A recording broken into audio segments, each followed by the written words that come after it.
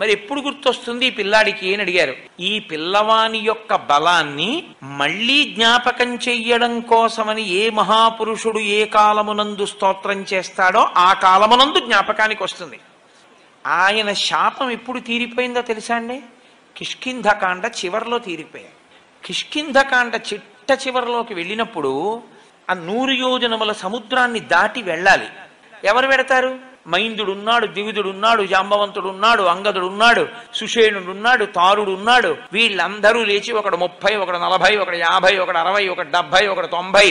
ఎవడు ఎంత చెప్పినా 100 వెళ్ళి 100 తిరిగి రాలేని వాడు సముద్రంలోనే పడిపోతాడు. ఒక్క అంగదుడు అన్నాడు, నేను 100 యోజనములు దాటి లంకాపట్టణ ప్రవేశము చేయగలను, కానీ తిరిగి నేను వెనక్కి రాగలనా అన్న విషయంలో నాకు స్థిరమైనటువంటి అభిప్రాయం లేదు, రాగలనో రాలేను అన్నాడు. జాంబవంతుడు అన్నాడు, నువ్వు ప్రభువి, నిన్ను పంపించడం ఏమిటి అని అప్పుడు స్తోత్రం చేశాడు హనుమని.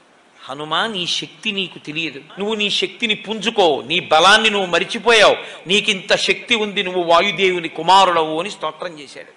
ఆయన్ని స్తోత్రం చేసి గుర్తు చెయ్యగానే శాప విమోచనం అయిపోయాడు, ఆయనకి బలం వచ్చేసింది. హనుమ ఉత్తరక్షణ ప్రతిజ్ఞ చేశారు, నేను ఇక్కడ నుంచి బయలుదేరితే, నేను నిలబడినప్పుడు, నేను ఇక్కడి నుంచి ఎగిరినప్పుడు నా పాదముల యొక్క శక్తిని భూమి తట్టుకోలేక పాతాళములోకి కుంగిపోతుంది. కాబట్టి నేను మహేంద్రగిరి పర్వత శిఖరముల మీద నిలబడి అక్కడి నుంచి బయలుదేరుతాను. నా శక్తి ఏమిటో నాకు అర్థమైంది. 100 యోజనముల సముద్రమును నేను లంఘించి ఆవలకి వెళ్ళక్కర్లేదు, నేను ఇప్పుడు 100 యోజనములు గడచి వెడతానన్నారు ఆయన. అప్పుడే పోయింది ఆయనకి ఆ శాపం. హనుమ గురించి ఒక మాట చెప్తారు కిష్కింధకాండ చిట్ట చివరి శ్లోకంలో. మహర్షి అన్నారు, శరీరంతో వెళ్ళాలి సముద్రం దాటి, మనసుతో వెళ్ళిపోయారు హనుమన్నారు. అది ఆయన మనోజవం, ఆయనకేం భయం లేదు. హనుమ ఎక్కడ ఉంటారో అక్కడ ప్రాణములు నిలబడతాయి.